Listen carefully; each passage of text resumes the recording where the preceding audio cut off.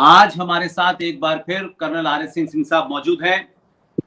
इस वक्त देश में प्रोएक्टिव सुप्रीम कोर्ट के बारे में बड़ी सारी चर्चा हो रही है और सुप्रीम कोर्ट के बारे में एक ऐसा माहौल बनाया गया है कि अगर आप उनसे कोई सवाल पूछेंगे या उनके ऊपर कोई ऐसी बात जो उनको अनकंफर्टेबल लगती हो, तो एक आम आदमी समझता है कि वो कंटेम्प्ट ऑफ कोर्ट होता है। लेकिन सुप्रीम कोर्ट भी भारत के लोकतंत्र का हिस्सा है और उनके ऊपर सवाल उठाना भारत का संविधान नहीं रोकता। संविधान में कहीं नहीं लिखा है कि सुप्रीम कोर्ट के किसी फैसले को या सुप्रीम कोर्ट में जो कुछ हो रहा है उसके बारे में कोई भी बात कहना वो कंटेम्प्ट ऑफ कोर्ट है। कंटेम्प्ट ऑफ कोर्ट तो ये भी देखा गया कि अगर वकील ने ज्यादा हीटेड आर्गुमेंट कर लिए तो ये भी स्टेटमेंट देते हैं, यहीं से जेल भिजवा देंगे। तो ना हम वकील हैं और ना हम कोर्ट के कोई हिस्से हैं, लेकिन भारत एक ऐसा देश है जो एक मान्यताओं पे चलता है। लोग मानते हैं कि कोर्ट में जो लोग बैठते हैं वो बड़े ईमानदार लोग होते हैं, जज साहब सबकी बात सुनते हैं, ये ऐसा है। लेकिन ये भी 70 सालों में हुआ है कि कोर्ट में फैसले किस तरीके से होते हैं, कैसे होते हैं। और कम से कम जब कोर्ट ने ये बदला कि अब कोर्ट ने कहा कि हम सुनवाई जो है हमारी लाइव होगी, तो उससे देश को बहुत सारी चीजें जानने का अधिकार मिला कि जज साहब का क्या बिहेवियर होता है, उनका क्या आर्गुमेंट होता है, वकील का क्या आर्गुमेंट होता है। तो देश को लगता है कि हो सकता है वकील ने पर्टिकुलर कोई आर्गुमेंट नहीं दिया तो समाज के लोग उसकी तरफ से इस बात को कहते हैं कि ये कहना चाहिए था। जो तब 2020 और 19 के भारत में इस संचार क्रांति ने जब तमाम चीजों के दरवाजे खोले हैं, तब सुप्रीम कोर्ट के जजेस किन बुनियादों पे फैसला देते हैं, क्या उनके कंसिडरेशंस होते हैं, एक ही तरीके के क्राइम में अलग अलग फैसले क्यों होते हैं, और क्या ये वजह है कि जब ये कहा जाता है कि सुप्रीम कोर्ट के सामने देश का प्रधानमंत्री और इस देश की अंतिम पंक्ति में खड़े होने वाला व्यक्ति भी एक समान होते हैं, तब जब ये एक समान की बात कही जाती है तब ये सवाल उठना स्वाभाविक है, ये चर्चा का विषय है। भले ही जज साहब के कानों में नई बात जाती हो, लेकिन गलियों पे, चौराहों पे, पुलियों पे चलते वक्त तब ये बात करते हैं कि आखिर जज साहिबान क्या भारत की संसद से ऊपर हैं? संसद में जो लोग चुन के जाते हैं उनको लॉ मेकर कहते हैं, और संसद में जाने वाले हमारे दोनों सदनों में कोई 795 लोग पूरे देश से चुन के आते हैं। उसमें 543 डायरेक्ट चुन के आते हैं और 238 इनडायरेक्ट माध्यम से चुन के आते हैं। दोनों की गिनती मिलाकर के कोई 795 है, और दोनों सदनों में किसी विषय पे चर्चा होती है, और उस चर्चा के बाद अगर दोनों सदन उसका बहुमत से उसे पास कर दें तो वो कानून बन जाता है।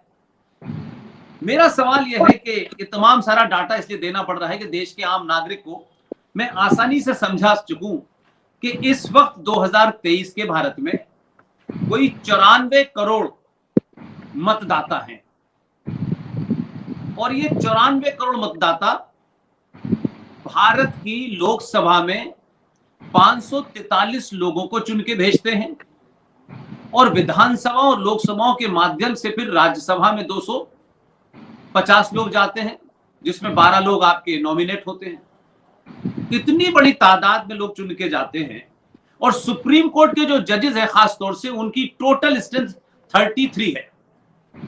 अगर हम ये माने भी कि सुप्रीम कोर्ट का एक जज, अगर हम ये मानते हैं तो 2,80,00,000 लोगों को के ऊपर एक जज, और अगर हम भारत के दोनों हाउसेस की स्ट्रेंथ को लें तो एक जज की 24 मेंबर ऑफ पार्लियामेंट के बराबर बैठता है।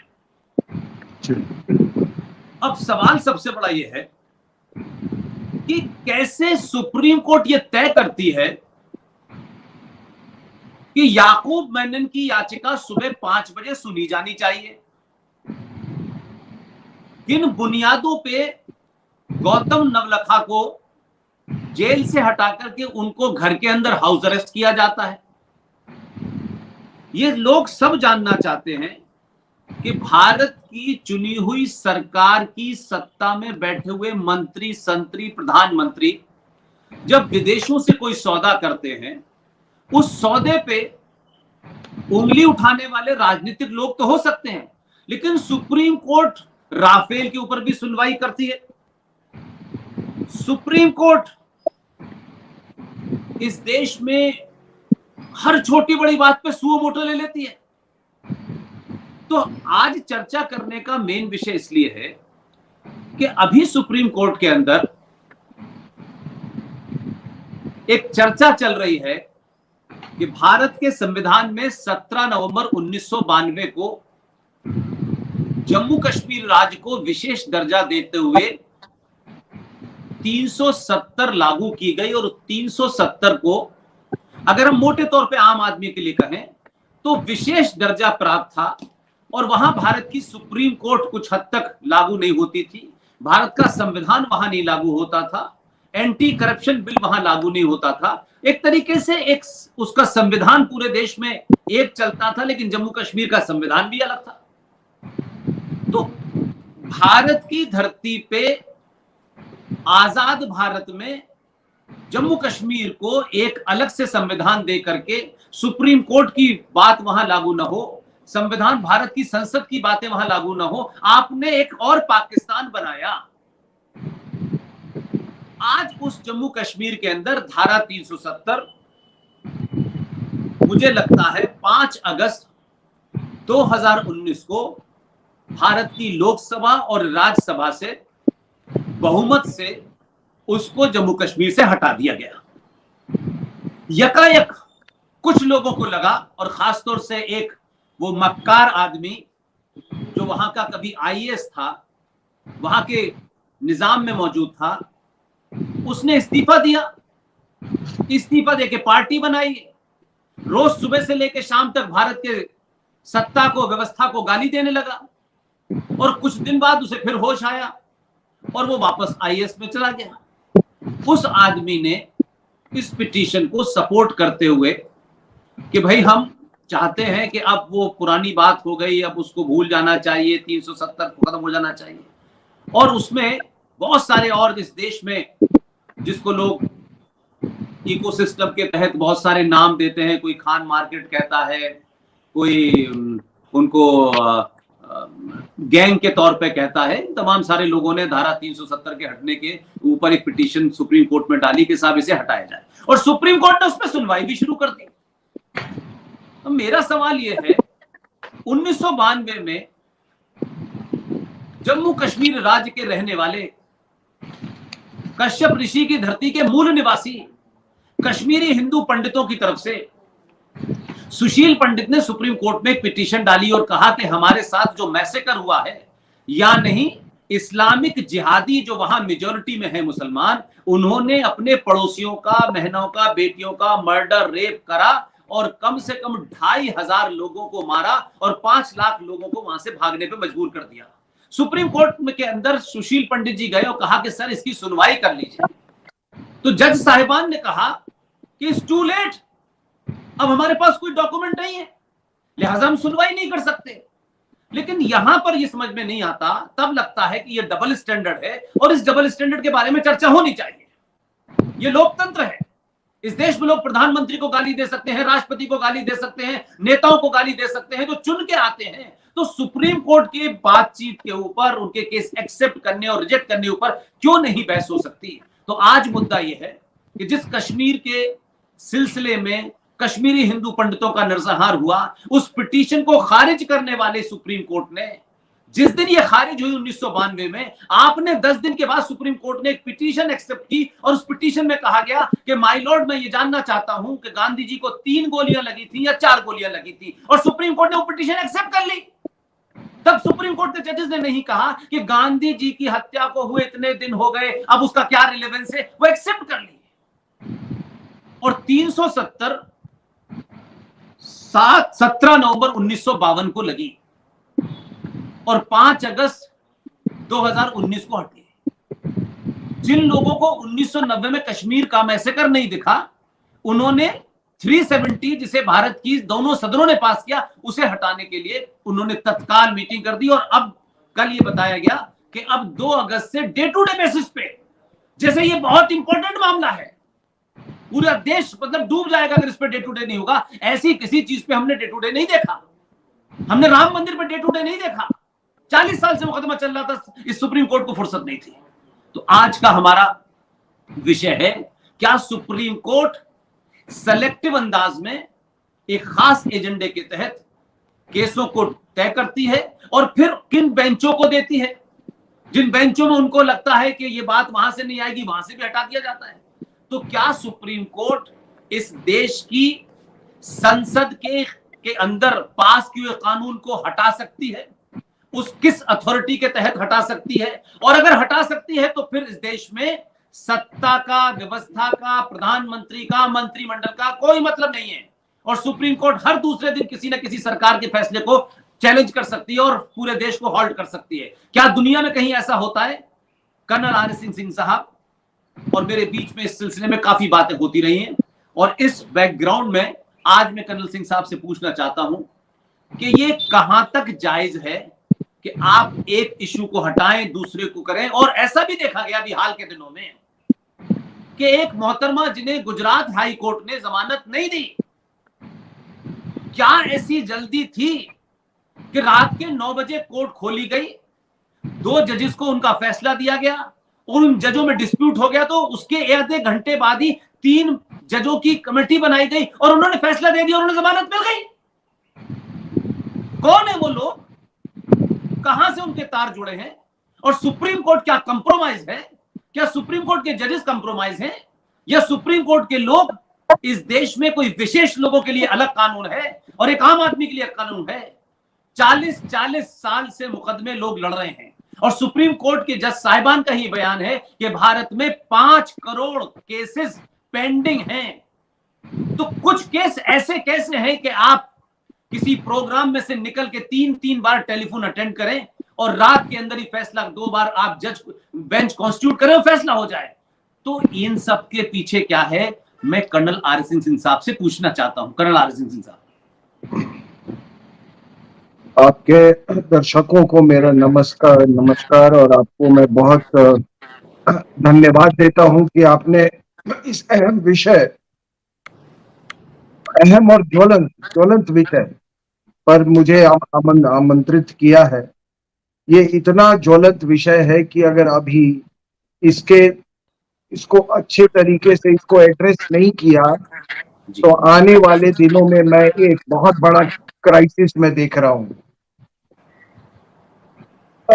पुष्पेंद्र जी, आज जो मैं बातें कहूंगा वो कुछ ऐसे संदर्भ में कहूंगा और कुछ ऐसे तथ्य मैं दूंगा और ऐसे दृष्टिकोण में से मैं इस पूरे मसले को मैं विश्लेषण करूंगा कि शायद मतलब लोगों ने शायद पहले इसको इस तरह का विश्लेषण नहीं सुना होगा। ये आप देखिए, ये जो बीमारी की आप बात कर रहे हैं, तो देखिए मैं शुरुआत इस बात से कहूंगा कि देखिए इस उम्र तक पहुंचने में कई दशक से मैं गुजर चुका हूं और मैं एक बड़ा सजग और चेतनापूर्ण व्यक्ति हूं जो कि राष्ट्र के प्रति हमेशा समर्पित जिंदगी जिया है। मैंने इस दौर में अपने जीवन काल में मैंने राजनीतिक स्थिरता का दौर देखा है। विदेश और विदेशियों के द्वारा निर्मित मैंने सरकारें देखी हैं।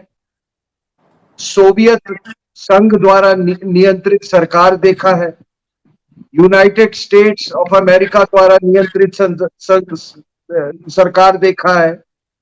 सोवियत यूनियन के दबाव में भारत का संविधान का प्रीएम्बल को बदलते देखा है। एक गृह मंत्री को भारत में ग्लोबल जिहाद लाने के लिए अपनी बेटी का सौदा करते देखा है। आजादी के आंदोलन में सबसे ऊंचे लेवल पर मैंने हनी ट्रैप पढ़ा है और जाना है। और न्यायपालिका, ये चीन के साथ युद्ध के समय में एक राजनेता जो ऑक्सफोर्ड में थे, उनको मैंने चंदा इकट्ठा, चीन के पक्ष में चंदा इकट्ठा करने का मामला मुझे मालूम है। केजीबी द्वारा एक विदेशी मूल की महिला को यहाँ प्लांट होते हुए मैंने देखा है और आप सब जानते हैं। इस महिला को चाइनीज के साथ गुप्त से एमओयू साइन करते देखा है। डोकलाम क्राइसिस में उसके बेटे को छुप के चीनी दूतावास में जाते हुए देखा है। एक वामपंथी मंत्री जो भारत की पहली कम्युनिस्ट सरकार बनी थी केरला में, उसको बाद में सुप्रीम कोर्ट का जज बनते देखा है। और उसका नाम था वीके कृष्णैयर और उसको बड़ी इज्जत से नवाजा गया था। उसके बाद हमने इमरजेंसी के दौरान कई नैतिक रूप से बिल्कुल कमजोर लोगों को देखा और उस दौरान नैतिक रूप से बहुत मजबूत जजों को भी देखा। तो ये सारा चीज हमने देखा है। स्वतंत्र भारत में हमने वंशवाद का राजनीति में घिनौना चेहरा देखा है और न्यायपालिका में भी अभी घिनौना चेहरा देख रहा हूं। अगर कॉम्पिटिटिव एग्जाम नहीं होते पुष्पेंद्र जी, तो शायद हमारे प्रशासन या ब्यूरोक्रेसी में भी यही वंशवाद का घिनौना चेहरा देखने को मिलता। जज साहब लोग तो कोई कंपटीशन से जाते नहीं है, लेकिन कंपटीशन तो है ब्यूरोक्रेसी में, हमारे प्रशासनिक तंत्र में। लेकिन राजनीति और न्यायपालिका का जो वंशवाद का जो घिनौना चेहरा है, उसकी प्रतिबिंब से ये भी वंचित नहीं रह गए। तो पुष्पेंद्र जी देखिए, जब हम न्यायपालिका के वंशवाद का बात करते हैं तो ये एक बहुत हसीन स्तर पे पहुंच चुका है। इतना हसीन कि एक जज ने कहा कि अब तो ये समय आ गया, मेरा कथन नहीं है, जज साहब का ही ये कथन है कि अब तो परिवारवाद इस स्तर पे आ गया है कि अब पार्टी में एक जज दूसरे जज के बेटे को इस तरह से परिचय देते हैं कि देखिए ये भविष्य में ये सुप्रीम कोर्ट का जज बनेगा। अभी आपने पढ़ा होगा, अभी एक जज साहब का, सर्वोच्च न्यायालय का एक जज साहब का फेयरवेल हुआ था। तो उनके फेयरवेल स्पीच में जो उनका फेलो जज थे, उन्होंने कहा कि, और मैं क्या कहूं, इसका खराब शब्द नहीं यूज करना चाहता, लेकिन उन्होंने कहा कि देखिए हम लोग बचपन से एक साथ पढ़े लिखे बड़े हुए हैं, हमारे घर अगल बगल में थे, हमारे पिताजी भी दोनों सर्वोच्च न्यायालय में रहे और आज हम भी सर्वोच्च न्यायालय में। अब ये इससे ज्यादा मतलब आपको वंशवाद का मैं क्या उदाहरण दे सकता हूं? He is taking pride in the fact that this man who thankfully was leaving the ranks of the Supreme Court judges, कि मेरे दोस्त थे, हम एक साथ बड़े हुए, हमारे पिताजी भी है, तो फिर तुम्हारे बेटे भी होंगे इसी तरीके से। और मैंने कहा ना कि आजकल टीनेजर को इंट्रोड्यूस किया जाता है पार्टी में कि देखिए ये जज का बेटा है, ये भी एक दिन ये भावी सुप्रीम कोर्ट जज है। तो आपने जो जिक्र किया तीस्ता शीतलवाद का, तो तो बता दूं आपके दर्शकों को कि जिस घटना की आप जिक्र कर रहे थे उस समय माननीय जज साहब लोग दिल्ली में किसी एक हॉल में भारतनाट्यम नृत्य का आनंद ले रहे थे। उसी समय एक फोन आया। मैं नहीं कह रहा हूं, ये सारा कुछ अखबार में आया। मुख्य न्यायाधीश साहब बाहर निकले। अखबारों और अन्य रिपोर्ट को आप अगर तथ्य मान के चले तो वो फोन तीस्ता शीतलवाद के संदर्भ में था। बाद में बात खुल के आई कि गुजरात हाई कोर्ट ने उनके बेल को रिजेक्ट कर दिया था, यह कहकर कि वो बहुत रसूख वाली महिला है और पूरी व्यवस्था पर उनका अपना प्रभाव है और इसलिए वो विटनेसेस को, एविडेंस को टैंपर कर सकती हैं। माननीय मुख्य न्यायाधीश ने बिल्कुल युद्ध स्तर पे उन्होंने कार्रवाई की। उन्होंने उसी समय, रात के समय दो जज बेंच का गठन किया। उन्होंने रात में सुनवाई सुनी। वो स्प्लिट वर्डिक्ट था। फिर उसी रात को तीन जज बेंच का गठन किया। इस तरीके से उनको फिर हाई कोर्ट के ऑर्डर को रद्द कर दिया गया और उन्हें बेल मिल गया। ये भी एक जो आपने देखा, ये उदाहरण जो मैं दे रहा हूं शीतलवाद का, जिसके बारे में आपने चर्चा की, ये भी एक वंशवाद का, न्यायपालिका के वंशवाद का, जुडिशियल डायनेस्टी का एक अलग सा उदाहरण है। ये तीस्ता शीतलवाद है कौन, एक है कौन और एक किस नेटवर्क का हिस्सा है? इसका नेटवर्क इसके दादाजी ने, जिनका नाम था मोतीलाल चिमनलाल शीतलवाद, वो भारत के 13 साल तक अटॉर्नी जनरल थे, 1950 से 1963 तक। अब आप सोचिए कि पूरी मतलब पोस्ट इंडिपेंडेंस, पूरी जो नेहरू की जिंदगी थी, पॉलिटिकल जो लाइफ थी, वो पूरा उन्होंने वो देखा। तो आप समझ सकते हो कि इस नेटवर्क की जड़ें कितनी गहरी हैं। उसके बाद से इनके पिताजी भी एक लॉयर थे, जाने माने लॉयर थे, का नाम था अतुल शीतलवाद। और अब इस नेटवर्क को आप क्या कहेंगे? भाई अगर रात में किसी के लिए न्यायालय को खुलवाया जाए तो उस नेटवर्क को क्या कहेंगे? मैं तो इसे माफिया छोड़ के कुछ, मुझे कोई दूसरा शब्द मेरे जहन में आता नहीं है। तीस्ता शीतलवाद और आप बताइए यकूब मेमन में क्या फर्क है? उसने बम लगा के जिहाद किया था। इसने न्यायिक व्यवस्था से, इसने परजरी यानी कि झूठा गवाह करके ये राजनीतिक जिहाद कर रही थी। एक पर्टिकुलर सरकार को हटाने के लिए ये राजनीतिक जिहाद कर रही थी। जो लोग मौत के जिम्मेदार नहीं थे 2002 के, उनको ये फ्रेम करवा रही थी। इसको अंग्रेजी में परजरी कहते हैं। हम और आप अगर रहते तो पता नहीं ये हमारे साथ क्या बर्ताव होता। अब कुछ और आपको हम उदाहरण ले लेते हैं वंशवाद का।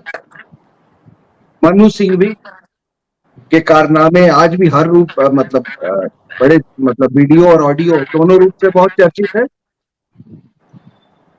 पूरा हिंदुस्तान, हर शरीफ आदमी इस शख्स को किस दृष्टि से देखता है उसे सब जानते हैं। और मैं इतना कहूंगा कि कोई भी शरीफ आदमी जो कुछ भी हुआ उसके बाद कम से कम उसको अपने घर में उसको कभी अतिथि नहीं बनाएगा। उन्होंने जज बनने का एक अजीब रास्ता दिखाया। ये एक आम आदमी की धारणा है, एक आम आदमी की धारणा है, लेकिन कितना आदर से, कितना आदर से उनको देखा जाता है। जज साहब लोग कितने आदर से उनको बात करते हैं। उसी प्रकार से, और ये बता दूं आपको, ये भी हार्वर्ड में पढ़ा है, ये भी हार्वर्ड में पढ़ा है। ये सब अमीर बाप के बेटे, इनके पिताजी भी वो डिप्लोमेट थे, वकील थे, कॉन्स्टिट्यूशनल लॉयर थे, सब कुछ था, उनके भी नेटवर्क है ये इनका। उसके बाद आप प्रशांत भूषण का देख लीजिए। ये आदमी जो कि जिसने कहा कि आर्टिकल कि कश्मीर पाकिस्तान को दे देना चाहिए, इसने खुलकर ये बात कही थी। वो भी आदरणीय है, वो भी आदरणीय है हाई कोर्ट में, ये सॉरी सुप्रीम कोर्ट में। ये भी अमेरिका में प्रिंसटन यूनिवर्सिटी में गया।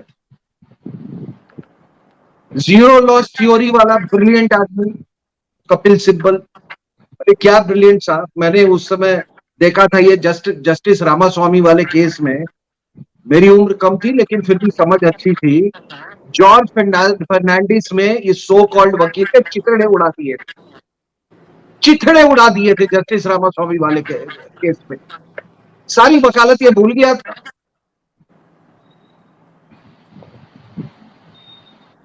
ये कहा था, ये भी हार्वर्ड में पढ़ा। मेरा सवाल ये उठता है कि क्या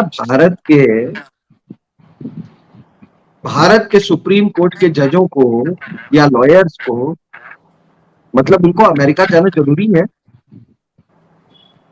यहां से आप ऐसे एग्जाम्पल देके आप हमारे जो बच्चे हैं, जो हमारे लॉ स्कूल्स में हैं, लॉ कॉलेजेस में हैं, जो पढ़ रहे हैं, जिनका एक अपना सपना है, जो एक चरित्रपूर्ण एक अपना व्यवसाय करना चाहते हैं, उनके लिए आप क्या उदाहरण पेश कर रहे हैं?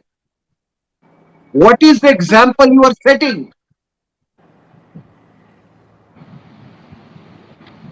कपिल सिब्बल का एग्जाम्पल, अभिषेक मनु सिंघवी का एग्जाम्पल, प्रशांत भूषण का एग्जाम्पल। और एक और बात, माननीय जज साहब लोग, मिलॉर्ड, बाहर से यहां क्यों नहीं कोई पढ़ने? आप इंडियन लॉ पढ़ने जाते हैं बाहर में,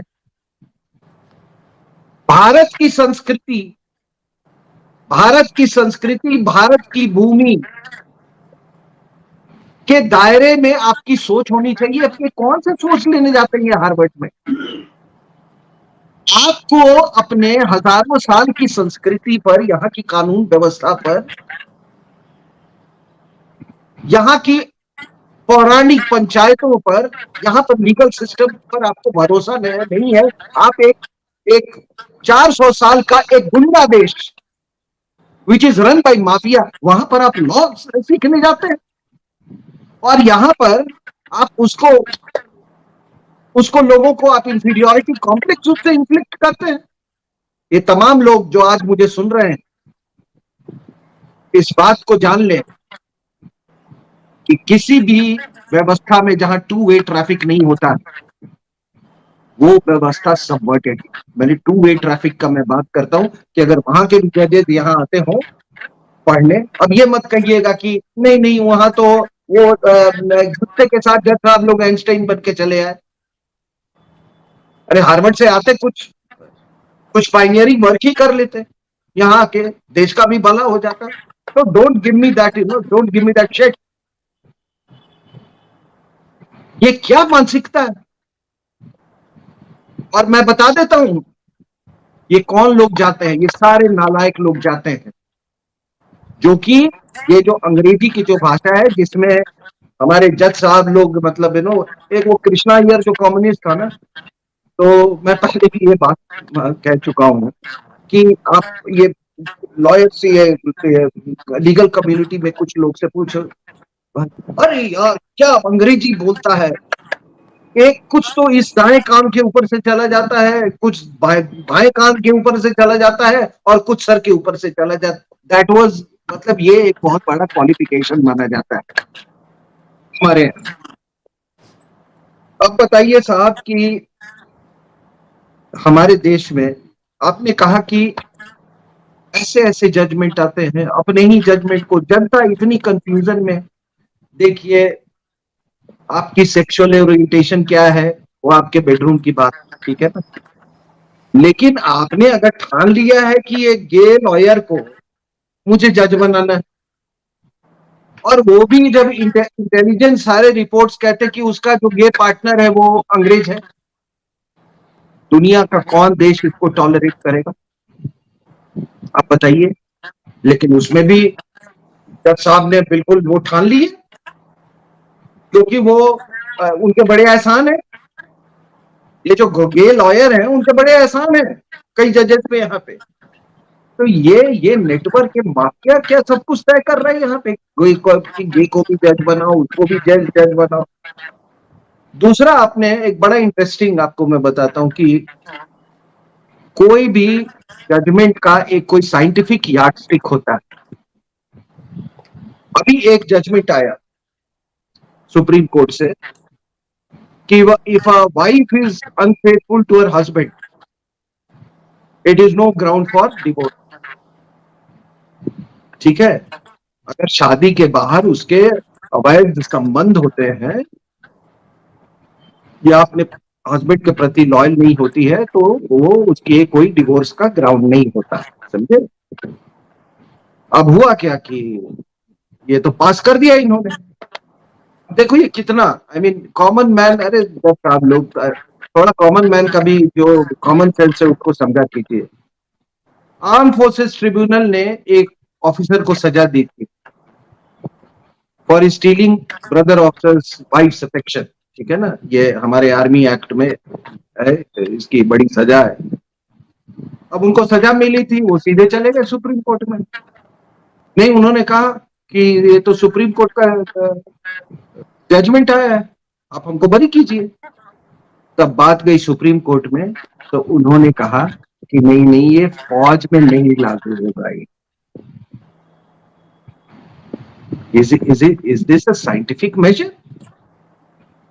Is it a scientific application of mind? दूसरा चीज क्या है कि कुछ तो हमारे जज साहब लोग ऐसे जजमेंट देते हैं कि जैसे जैसे पता नहीं प्रकृति की रचना इन्होंने ही की है।